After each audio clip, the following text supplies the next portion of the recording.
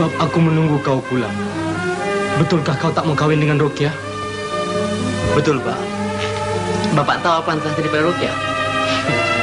Sazli tak mau jadi pasanggup. Anak yang Ruqyah kandung sekarang bukannya anak Sazli. Berani kau berkata begitu? Anak kurang ajar. Inikah balasan yang aku dapat setelah aku mendidik kau dengan penuh kasih mesra? Inikah hasil yang aku dapat setelah aku memberi kau segala kepuasan dan kebebasan hidup? Anak yang tak tahu malu. Kau cemarkan nama Ruqyah, ya? Nama anak Pak Longmu sendiri, Sazali. Sazali, lebih baik kau tarik segala kata-katamu sebelum perkara yang tak diingini berlaku. Sebelum aku mengusir kau keluar dari rumah ini, Sazali. Kau tarik balik, Sazali. Kau tarik balik, Sazali! Aku belum puas, Sazali. Aku belum puas. Berhenti.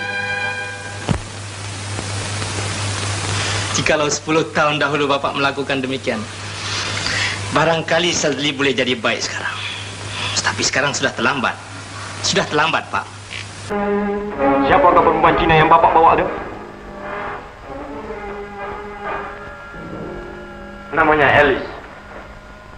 Dan aku akan menikah dengan dia tak lama lagi. Bapak memang tak guna jadi orang tua di dalam rumah ini. Bapak harus ingat, yang Bapak itu menumpang di dalam rumah ini.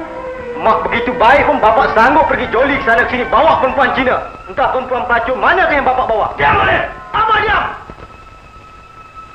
Bapaklah yang merusakkan nama baik keluarga kita. Lebih baik Bapak keluar dari sini.